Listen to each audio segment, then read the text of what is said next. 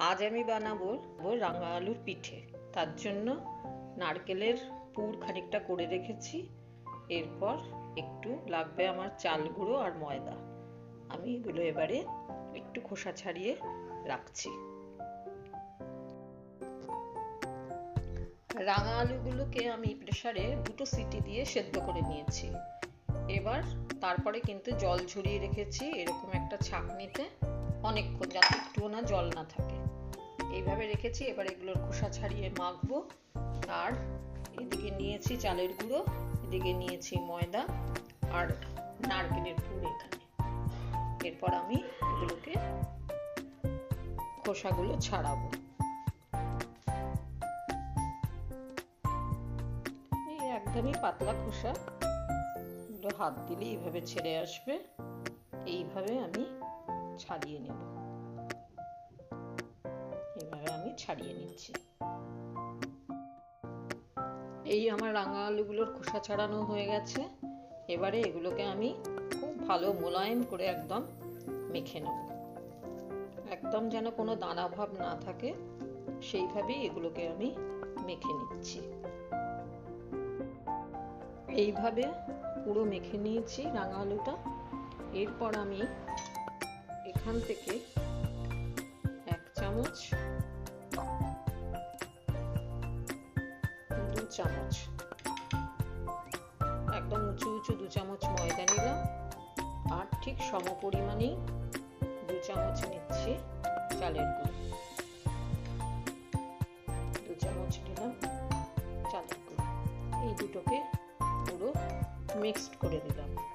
কারণ রাঙা আলু তো খুব নরম, কাজেই আমাকে এর যে বাটিগুলো তৈরি করব, যার মধ্যে পুরটা ঢোকাবো, সেটা করার সময় আমার এটার প্রয়োজন হবে। এর সাহায্য নিয়েই আমাকে পুরো বাটিটা তৈরি করে পুর ভরতে হবে।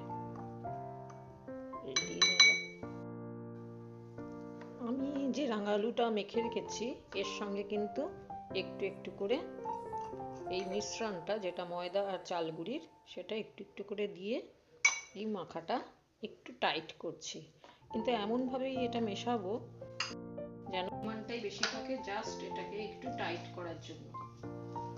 কেননা বেশি দিলে পরে কিন্তু স্বাদটা ভালো হবে না। সেই জন্য এইভাবে ময়দা আর চালগুলোর মিশ্রণটা খানিকটা দিয়ে তারপরে এইভাবে আমি বাটিগুলো তৈরি করছি। বাটিগুলো এইভাবে বানিয়ে নিয়ে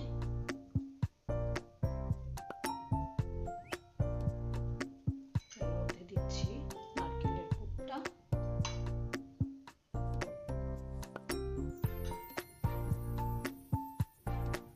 দিলাম নারকেলের পুর।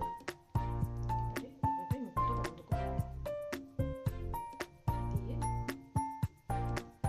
এইভাবে পুলির শেপ আনলাম।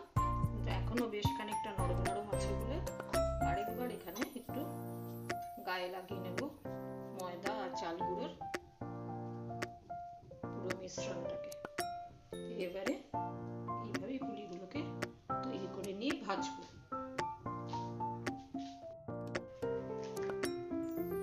এই কড়াইয়ে দিয়ে দিয়েছি তেল। তেলও আমার হালকা গরম হয়ে গেছে। এবারে এই পুলিগুলো বানিয়ে রেখেছি, এগুলো এখনো পরে করছি। আর এখন এই কটা গড়ে নিয়েছি, এগুলো এখন একটু ভেজে ফেলছি। এই একে একে ছেড়ে দিলাম।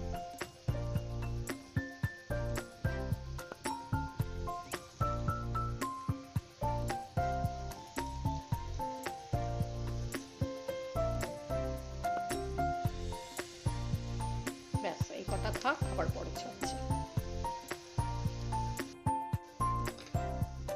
এক পিঠ একটু লালচে রং ধরে গেছে, ওই জন্য আমি দিচ্ছি একটু করে উল্টিয়ে। ওই যে এক পিঠ লাল লাল হয়ে গেছে।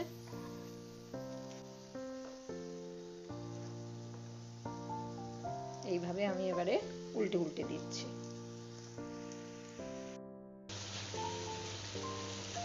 পুলিগুলো ভাজা হয়ে গেছে, এবারে আমি তুলে নিলাম। এক সেট তোলা হলো, এরপরে আবার ভাজতে থাকবো।